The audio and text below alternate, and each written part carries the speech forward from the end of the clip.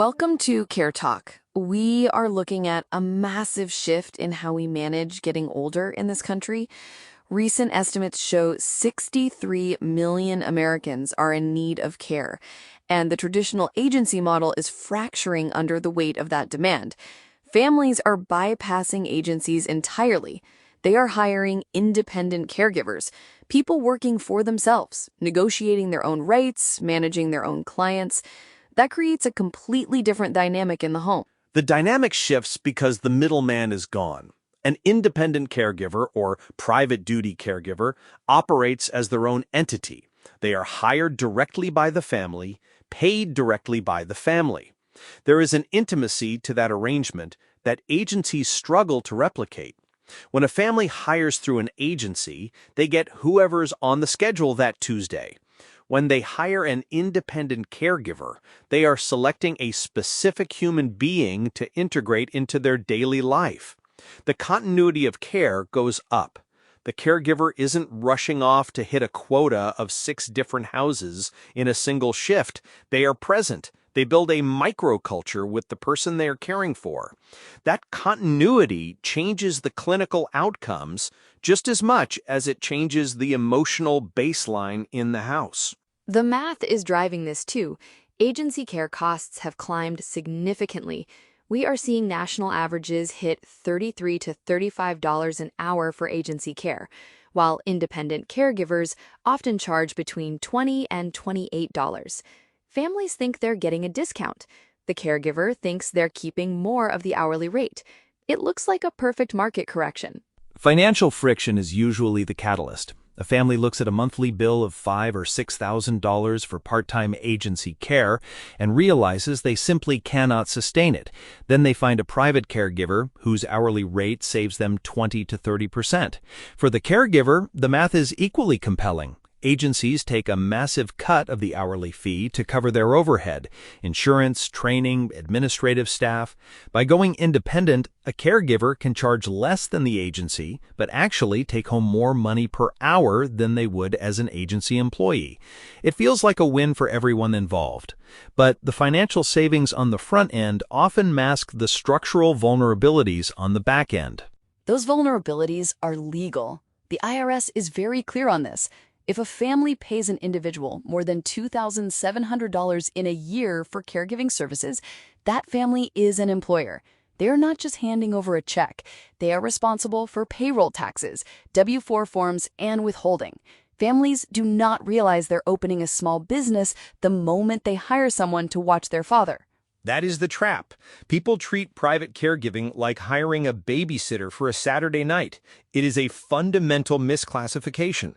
Families assume the caregiver is an independent contractor. The caregiver usually assumes they are an independent contractor. But labor laws, particularly in states with strict classification tests like California's AB 5, heavily lean toward classifying these workers as household employees. Once you are an employer, the liability matrix explodes. You need an employer identification number. You have to handle FICA taxes. If you pay someone under the table to avoid this, you are walking into potential tax fraud. And that is before we even touch the physical risks of the job itself. Wait, I do not think the average family is capable of managing that level of compliance. You're describing a human resources department. If the barrier to entry for affordable care requires a family in crisis to become tax experts, the model is fundamentally broken. The model is entirely reactionary. Families do not research payroll compliance when their mother is being discharged from the hospital after a stroke. They just need someone in the house by Tuesday. They find someone, agree on an hourly rate, and the compliance issues sit like a dormant virus until something goes wrong, and something always goes wrong eventually. A caregiver strains their back lifting a client out of a wheelchair. If that caregiver is an agency employee, the agency's workers' compensation covers the medical bills and the lost wages. If that caregiver is an independent hire and the family did not purchase a workers' compensation policy, which homeowners insurance almost never covers, the family is personally liable for those medical costs. That ruins families. A single bodily injury claim can exceed $100,000. The caregiver is left financially devastated, and the family faces a lawsuit. It destroys both sides of the relationship. The caregiver is suddenly out of work with a severe injury and no medical support. They lose their income overnight. The family, who was just trying to save $10 an hour, is facing litigation and still has an aging parent who needs immediate care. The absence of a safety net is the defining characteristic of independent caregiving. Agencies provide a buffer. They carry professional liability insurance, workers' compensation, and bonding. An independent caregiver has to source all of that themselves, and because it is expensive, many simply opt out and hope for the best. Hope is a terrible insurance policy. If a private caregiver makes a medication error or if property is damaged, liability insurance is the only thing standing between them and bankruptcy.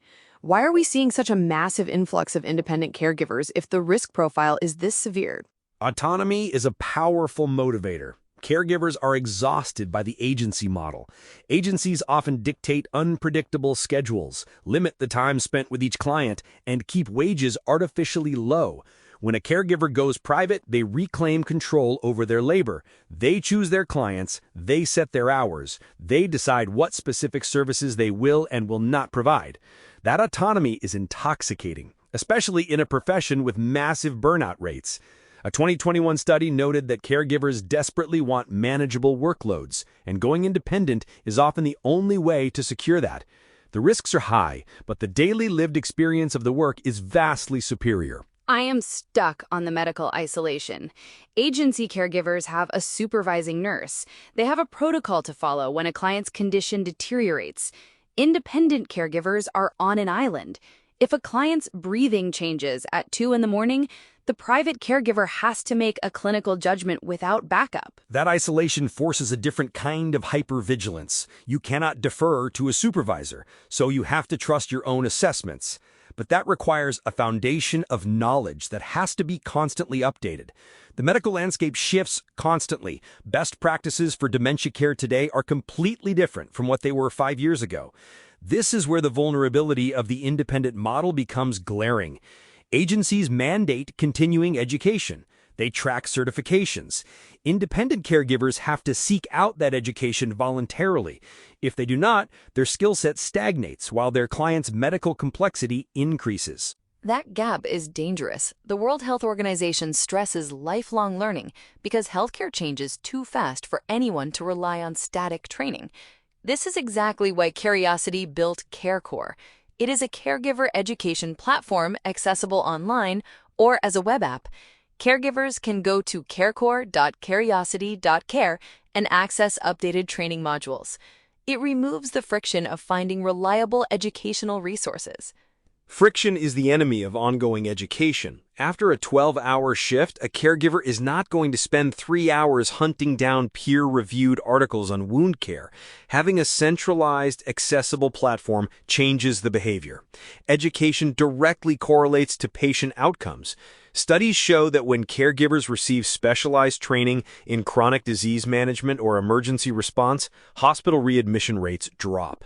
The caregiver recognizes the early signs of a complication before it becomes a crisis. They also experience less burnout because they feel competent.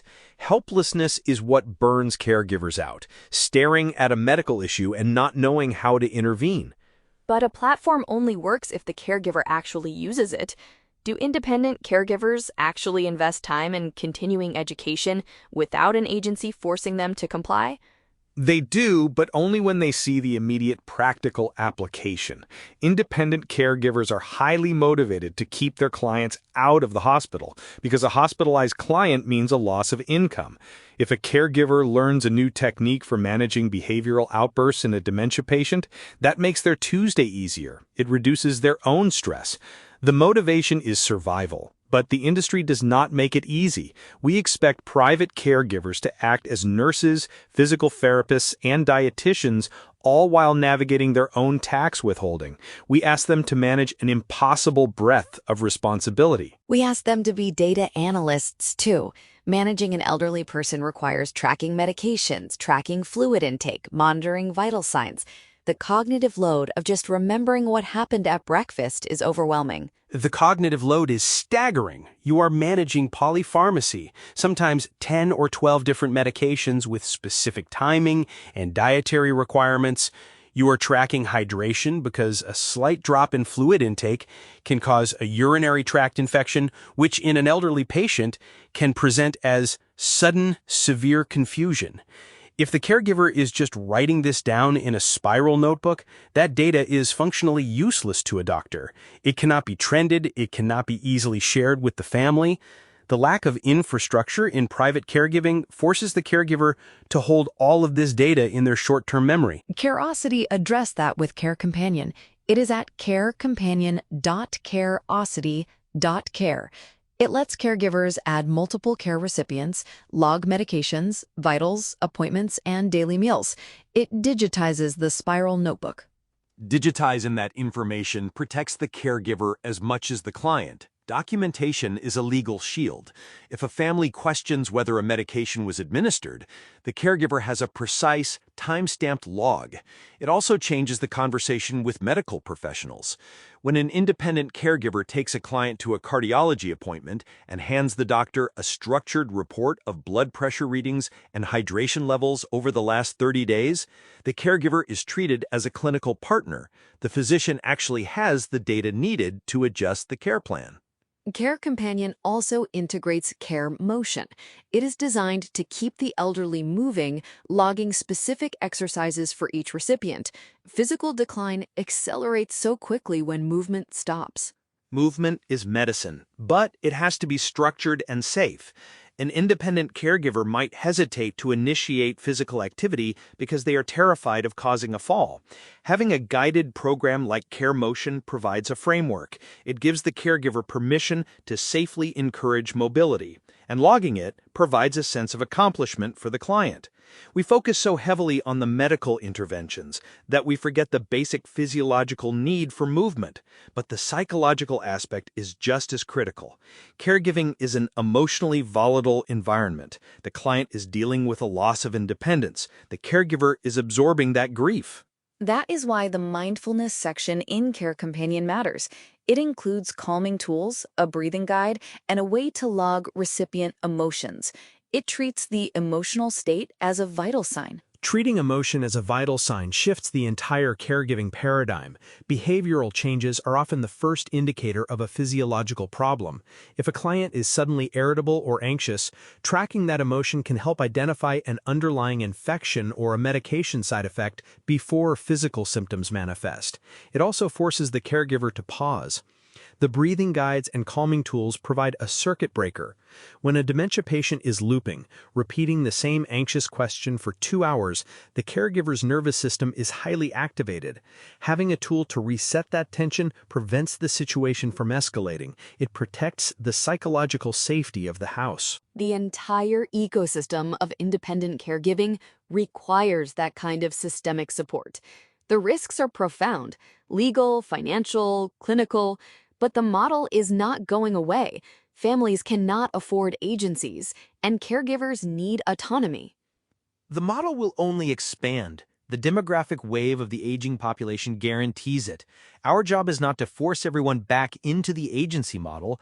Our job is to build the infrastructure that independent caregivers desperately need. They need accessible education to prevent clinical stagnation. They need digital tools to manage complex medical data. They need pathways to secure liability insurance without bankrupting themselves. Curiosity exists because the better supported caregivers are, the better care the recipients receive. We have to stop treating independent caregivers as informal help and start treating them as the foundational pillar of the modern healthcare system. They are holding the weight of an entire generation. We are outsourcing the crisis to individuals working alone in living rooms. Supporting them is not optional. It is a structural necessity. Thank you for walking through the reality of this landscape. Please share this conversation with anyone navigating the complexities of home care. This is CARECAST. Exploring the heart of care.